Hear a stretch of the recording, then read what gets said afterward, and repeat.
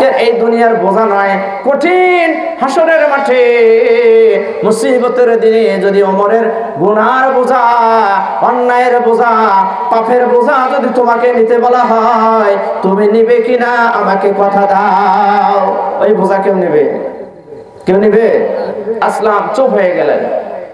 তার মাথায় উঠে দেওয়া হলো, উনি সেটা নিয়ে চললেন। আবার সেই অসহায় তিনটা সন্তানের জননী তার ঘরের দিকে যাওয়ার পরে আসলামকে বললেন, তুমি কিছু কাজ করো, আমি কিছু কাজ করি।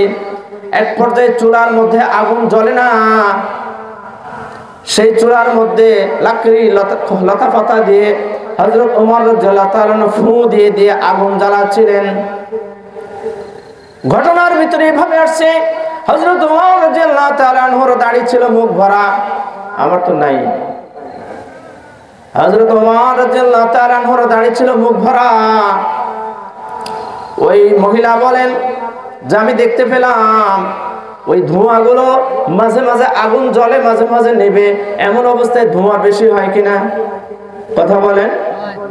এই ধোঁয়াগুলো তার দাড়ির মধ্যে দিয়ে বলকানি দিয়ে ফিনকি দিয়ে বাহির হচ্ছিল, কিন্তু আবার যখন আগুনের কিরণ দেখা যায় তখন নুরানি চেহারা দেখে মনে হয় একজন আল্লাহর ওলি। সুবহানাল্লাহ। শেষ পর্যন্ত ঘটনা এখানে শেষ করলাম। ওমর রাদিয়াল্লাহু তাআলা রুটি বানালেন, গোশত তৈরি করলেন, পাক করলেন, এরপরে বাচ্চাদেরকে খাইতে দিলেন।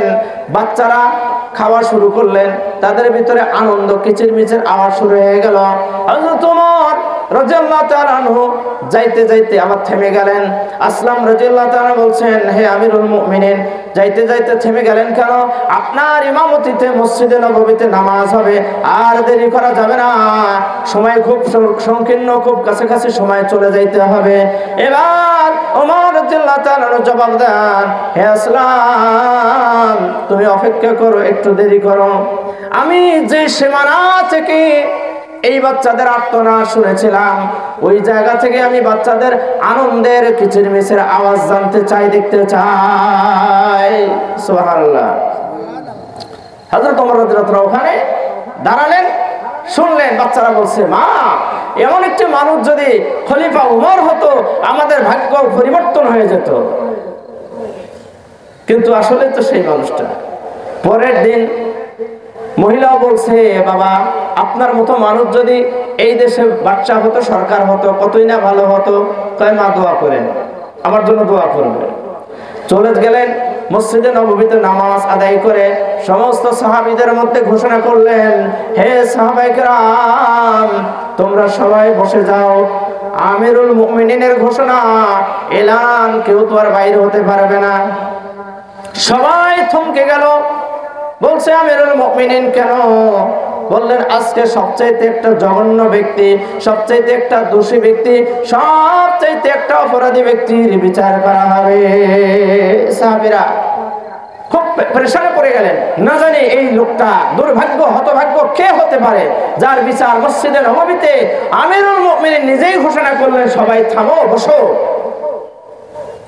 শেষ পর্যন্ত কিছু 2-3 জন কনস্টেবল পুলিশকে বললেন, যাও, মদিনার অদূরে একটা বাড়ি, সবকিছু ম্যাপ করে দিলেন, বলে দিলেন, ওই বাড়িতে একজন মহিলা আছে, তার 3টা বাচ্চা আছে, তাদেরকে নিয়ে আসো, তবে তাদের সাথে অন্যায় আচরণ করিও না, স্বাভাবিকভাবে ধরে নিয়ে আসো।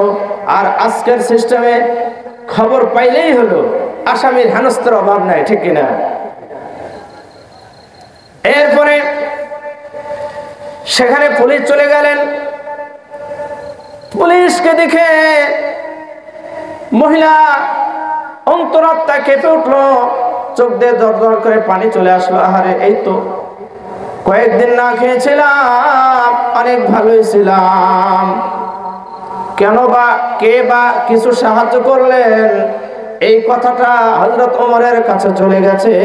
শুধু তা নয়, ওমরের গলায় গামছা লাগাইতে চেয়েছিলাম, সেই কথাটাও তো উনি অবশ্যই শুনেছেন।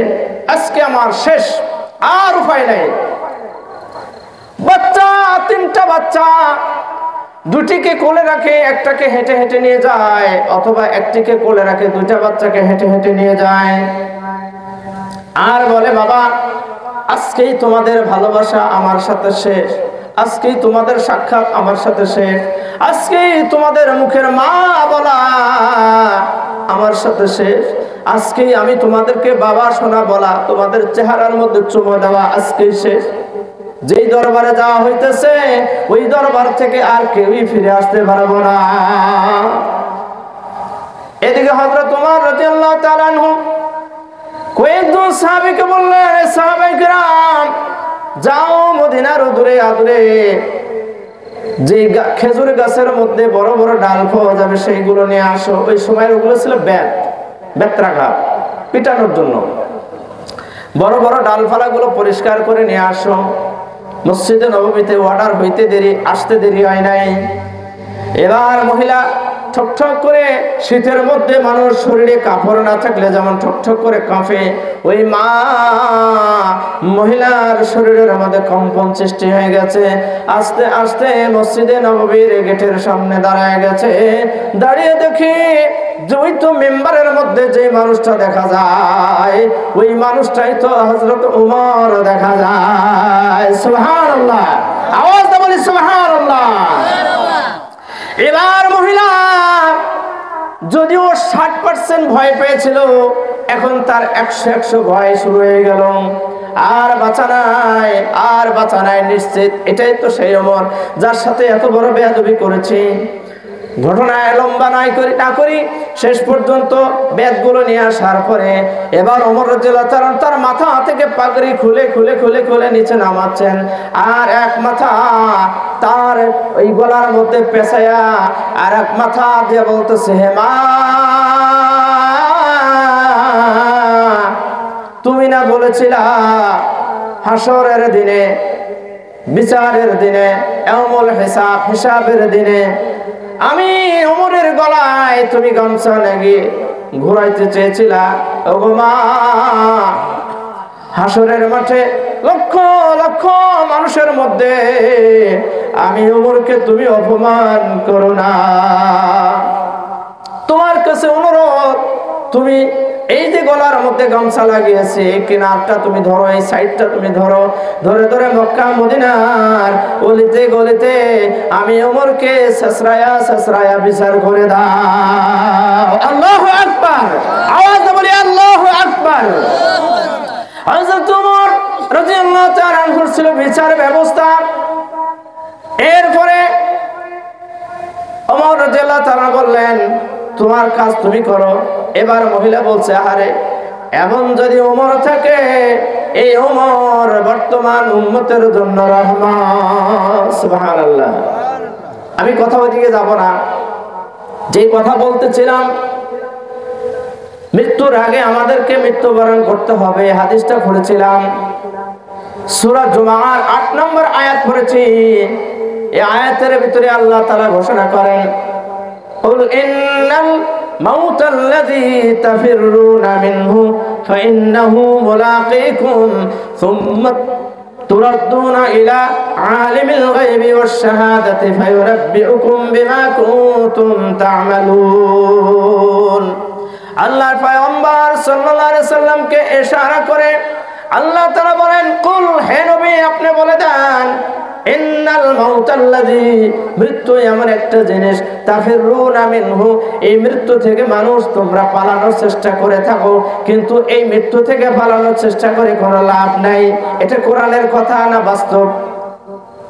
কোরআনে লেখা আছে, এটাই নাকি বাস্তব আছে? কথা বলেন না। মৃত্যু থেকে আমরা পালানোর চেষ্টা করে কোনো লাভ হবে?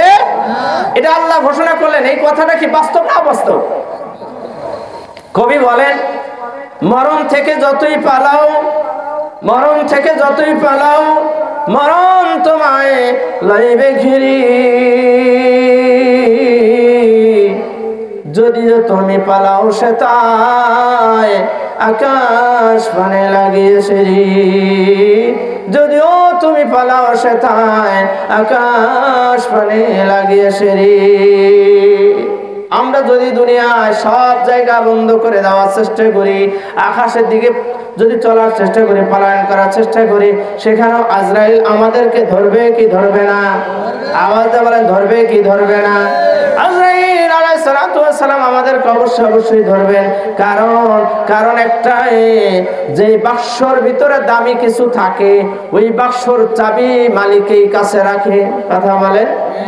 এই মানুষ পৃথিবীতে এত জ্ঞানী, এত চালাক, এত বুদ্ধিমান, এই মানুষ অনেক বুদ্ধি খাটাইতে পারে কিনা? এই জন্য আল্লাহ তাআলা এই মানুষের চাবি আজরাইলের হাতে দিয়ে রেখেছেন। আল্লাহু আকবার। আওয়াজ হয়নি, আল্লাহু আকবার।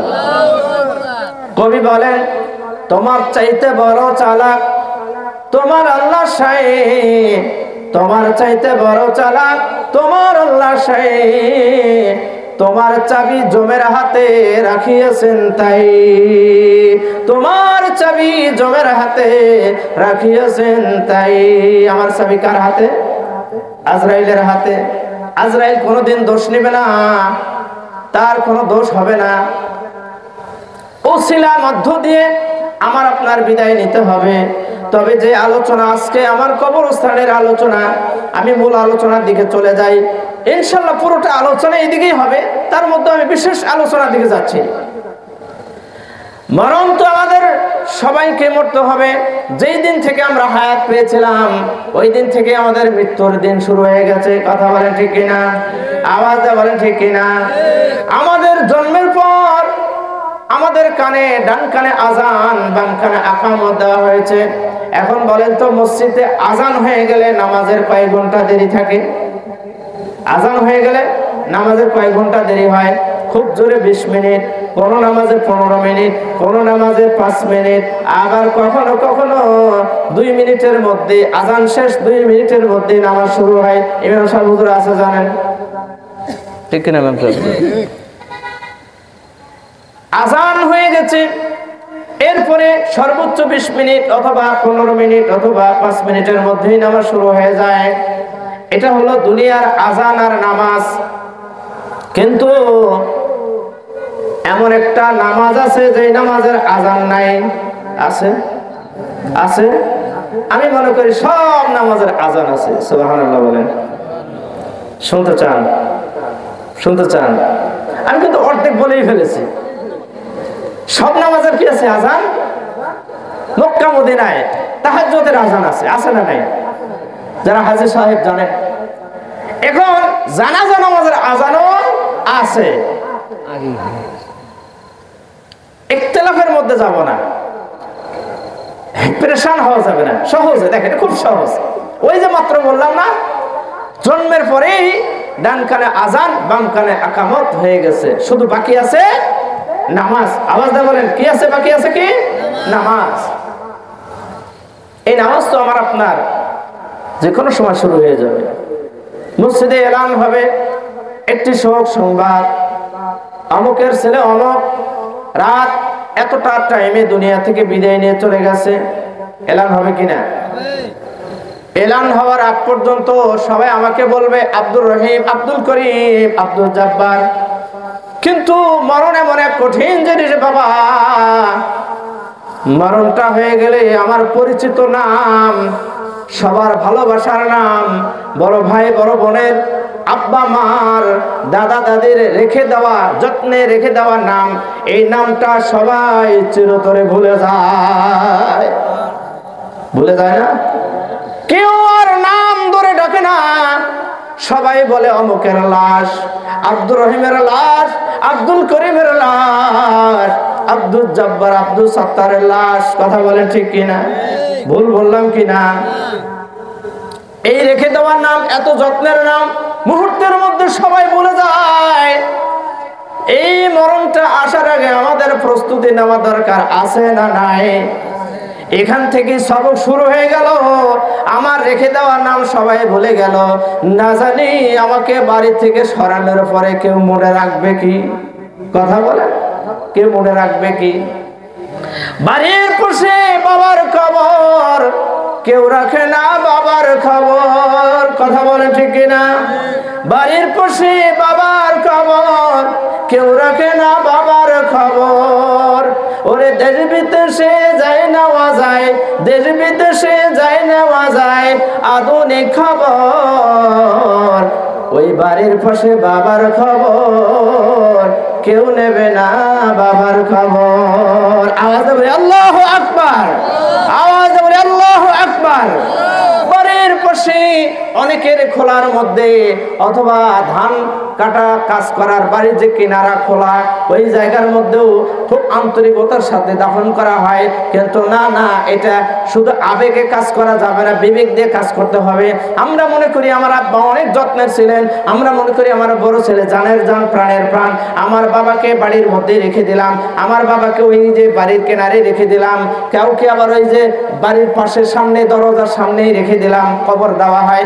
এটা আসলে সৌন্দর্য নয়, এটা আসলে আদব নয়, এটা হয় আবেগে, থাকে না কোনো বিবেক। কারণ হলে একটা মানুষ ওই কিছু সময় আবেগ ছিল, ওই মানুষটাকে একটু কাছেই মাটি দেওয়া হয়েছে। এরপরে যখন 1 বছর 2 বছর চলে যাবে, বাড়ির প্ল্যান যখন পরিবর্তন হয়ে যাবে, ভাই ভাই ভাতিজা ছেলে মেয়ে যখন জায়গাগুলো বন্টন করে নেবে, তখন ওই কবরটাকে ঝামেলা মনে করে কি করে না? বাস্তব কথা, একটু হিসাব করে দেখি। এই কবরটা যদি এখানে না দিয়ে এই কবরস্থানে দিতাম অনেক ভালো হতো, তাই না? আহা, আমাকে বারডেন আর ঝামেলা হওয়ার আগেই আমাকে ওসিয়ত করে যাওয়া দরকার যে বাবা কি চাচা কি খালা খালু ভাই বেড়াদার কি আমার ছেলে আদরের ছেলে মেয়ে, আমার লাশটাকে বাড়িতে রাখিও না, ওই যে কবরস্থান আছে ওখানে রেখে আসো। লাভ কি হবে? এখানে একজন নাই, অনেক মানুষ আছে। কথা বলে ঠিক কিনা? এটাতে লাভ কি হবে? বাউন্ডারি থাকে, এখানে গরু ছাগল আসবে না, এখানে কেউ আমার বুকের উপর ঘর বাড়ি করবে, আওয়াজ দিয়ে বলেন ঘর বাড়ি করবে। আমার কবর দেখে কেউ আর আফসোস করবে না, কেউ জায়গার হিসাব করবে না, আমার জায়গায় আমাকেই থাকতে হবে। এটাই সবচেয়ে নিরাপদ, এটাই সবচেয়ে সুবিধা। তো এই কবরস্থানের কথাই তো প্রসঙ্গমূলক সব কথাই চলে আসতেছে, আলহামদুলিল্লাহ। এই জন্য আমরা অবশ্যই খেয়াল করব, আমাদের আত্মীয় স্বজন যারা মারা যাবেন তাদেরকে আমরা কবরস্থানে রাখবো। এখানে ঈদের পরে, ঈদের নামাজের পর সবাই এসে কেউ না কেউ দোয়া করে, করে কিনা? এই এলাকায় আলেম ওলামা আছে না? আছে না?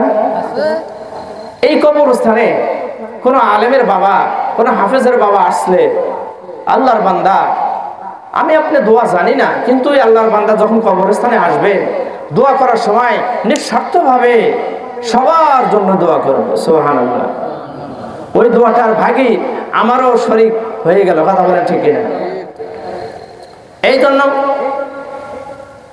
আমার আব্বা প্রায় দেখতে দেখতে 5 বছর হয়ে গেল, উনি দুনিয়া থেকে বিদায় নিয়ে চলে গেছেন। আমি আমার পাশের থানায় যখন চাকরি করতাম, অসুস্থ হয়েছেন 6 মাস, অনেক অসুস্থ ছিলেন, অনেক বয়স হয়েছিল। মানে শেষ মুহূর্তে কোনো কিছু আর তাল পাইতেন না। আমাকে মাঝে মাঝে বলতেন তুমি আসো না তো, আবার বলতেন তুমি কোন দিন যাবা, মাত্র আইছি, তুমি কোন দিন যাবা, মানে একটু কথা এদিক সেদিক হয়ে যেত।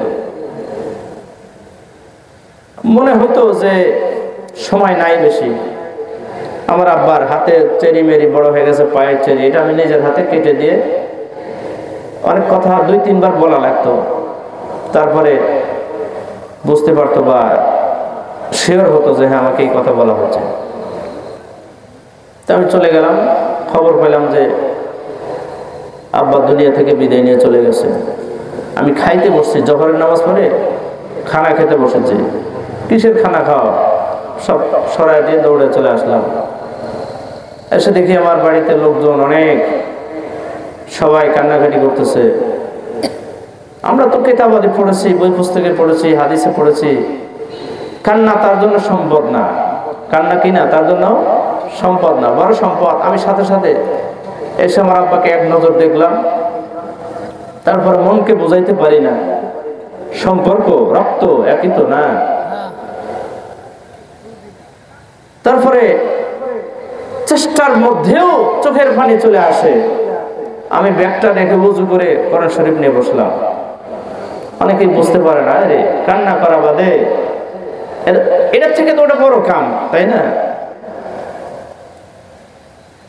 একটা কথা মনে পড়ে গেল, ছেলে মেয়ে বা যে কেউ একজন মানুষ মারা গেলে যে কান্নাটা করে, আপনারা একটু জবাব দিবেন, এই কান্নাটা মাইয়াতের স্বার্থে করে না নিজের স্বার্থে করে? কথা বলেন, আওয়াজ দেব। মাইয়াতের মৃত্যু ব্যক্তির স্বার্থে কান্না করে না নিজের স্বার্থে কান্না করে? বলেও আবার চিন্তা করতেছেন কি বেন কইলাম, হুজুর এবার কি কয়, আমি জবাব দিই।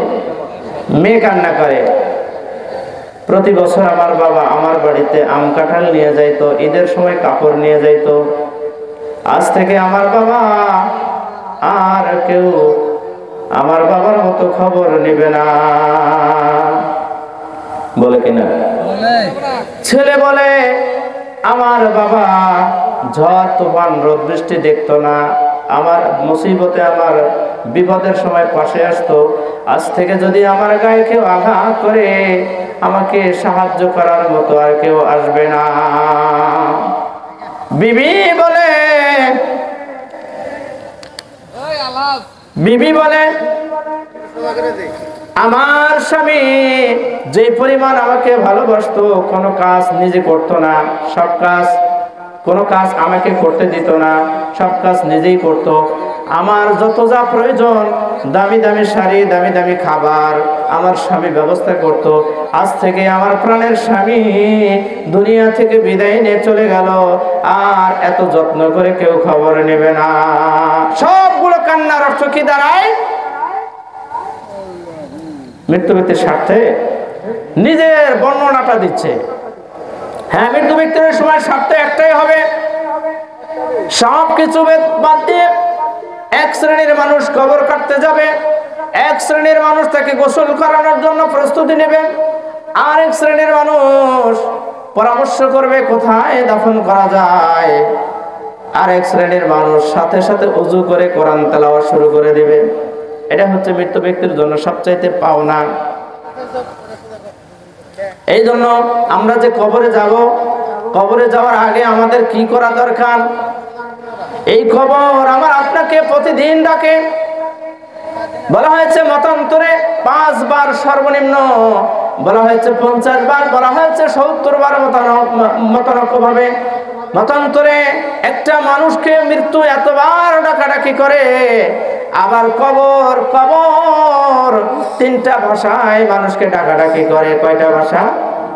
কয়টা ভাষা? 3টা ভাষা। কবর বলে আনা বাইতুল ওয়াহদা, আমি হলাম একাকিত্বের ঘর। এই ঘর এমন এক অন্ধকার ঘর, আর বাকি সবাই হবে পর, ঠিক না? কবি বলেন 3.5 হাত মাটির নিচে ছোট্ট একটি ঘর, ওরে সেই ঘরেতে তুমি একা, বাকি সবাই পর। কথা বলেন ঠিক কিনা? প্রথমে যেই কথা আসছে, 4 জনার ওই পালকিতে, ওরে আধার ঘরে থাকিতে, তোরা যাইবি নি কেউ আমার মাটির বাড়িতে, তোরা যাইবি নি কেউ আমার মাটির বাড়িতে। 4 জনার ওই পালকিতে, ওরে আধার ঘরে থাকিতে, তোরা যাইবি নি কেউ আমার মাটির বাড়িতে, তোরা যাইবি নি কেউ আমার মাটির বাড়িতে। কেউ মাটির বাড়িতে যাবে? আওয়াজ দেওয়ার কেউ যাবে? 3.5 হাত মাটির নিচে ছোট্ট একটি ঘর,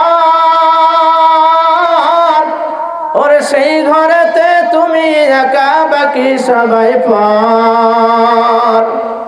3.5 হাত মাটির নিচে ছোট্ট একটি ঘর, সেই ঘরেতে তুমি একা, বাকি সবাই পর। কেউই তোমার ছোট্ট ঘরের সাথী তো হবে না রে, কেউই তোমার ছোট্ট ঘরের সাথী তো হবে না রে। তোরা যাইবি নি কেউ আমার মাটির বাড়িতে, তোরা যাইবি নি কেউ আমার মাটির বাড়িতে। যাবে কাঁদবে বাবা বাড়ির পাশে চোখের পানি ফেলে, কাঁদবে মায়ে পাগলিনী রোনা জারি করে, কাঁদবে বাবা বাড়ির পাশে চোখের পানি ফেলে, কাঁদবে মায়ের রোনা জারি পাগলিনী হয়ে। সন্তানেরা কাঁদবে কাজে কবর দিব কোনখানে, সন্তানেরা কাঁদবে কাজে কবর দিব কোনখানে। কাজ করবে আর কাঁদবে, কোন জায়গায় বাবাকে কবর দেওয়া যায়, ঠিক কিনা? কাঁদবে ছেলে সন্তানেরা কাঁদবে কাজে কবর দিব কোনখানে। ছোট্ট বাবু কাঁদবে সে তো কাফন ধরে মুখ খুলে, ছোট্ট বাবু কাঁদবে সে তো কাফন ধরে মুখ খুলে। মাইয়াত সব পর্ব শেষ, আনুষ্ঠানিকতা সব শেষ। এবার যখন জানাজার জন্য ইমাম সাহেব হুজুর সামনে যাবেন, মজার কাহিনী হলো ছেলে বিদেশ থাকে। কোথায় থাকে? ছেলে বিদেশ থাকে। ছেলের জন্য লাশকে ফ্রিজে রাখা হয়েছে 3 দিন পর্যন্ত। কয়দিন? আওয়াজ দিয়ে বলেন কয়দিন?